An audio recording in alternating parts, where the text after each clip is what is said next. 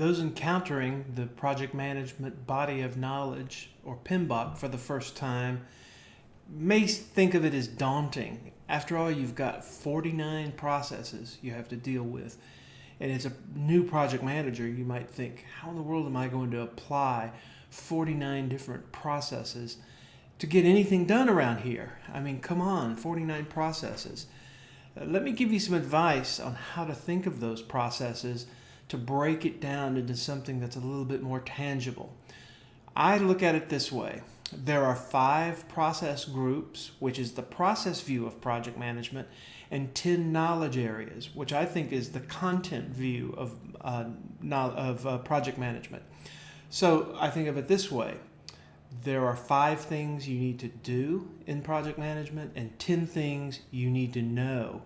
And combined, that's what produces those 49 different processes. But if you break it up into 5 plus 10, now it starts to make sense. For example, the 5 process groups are nothing more than common sense in my view. Every complex piece of work you do, project, or phase must be initiated, planned, executed, controlled, closed. Or in common sense language, you start it, think about it, do it, stay on top of it, and finish it. Those are the 5 things you must do. But within each process group, there are things you must know in order to complete those process steps. And the 10 knowledge areas, I tend to remember by using a mnemonic device.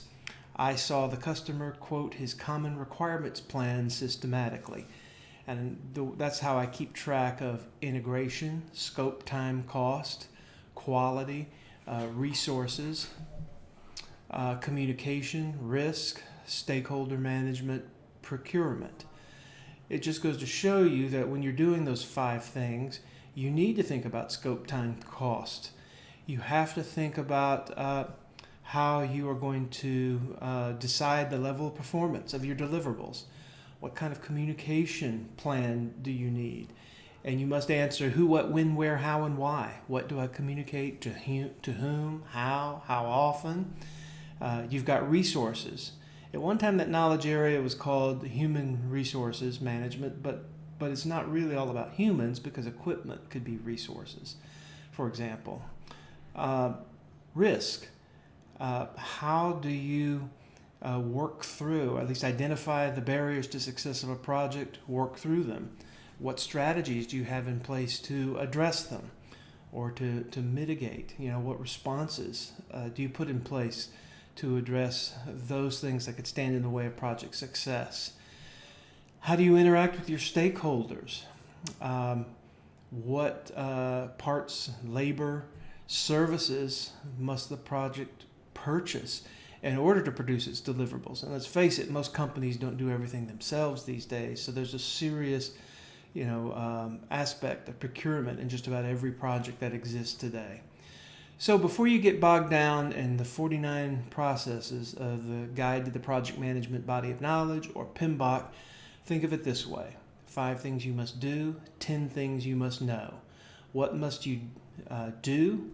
You initiate, plan, execute, control, close for every project or project phase or any complex piece of work requiring more than one step.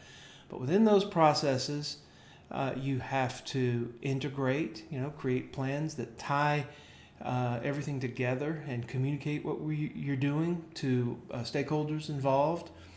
Okay, so that's integration. Then you have scope, time, and cost, which is the triple constraint.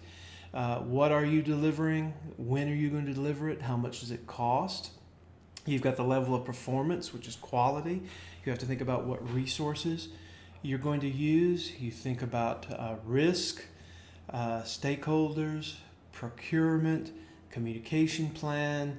Those are all of these things you must think through as you're starting a project, thinking about it, doing it, staying on top of it, and finishing it.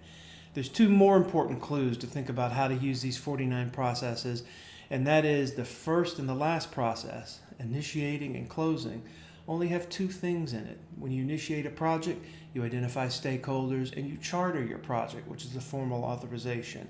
The bulk of the work in the project framework is in planning, where most of the processes are, followed by monitoring and controlling.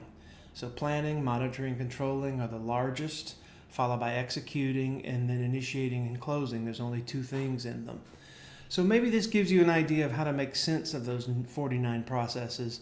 It's not as complicated as you think, as long as you can understand how to attack it. So I'll see you this week in the discussion threads.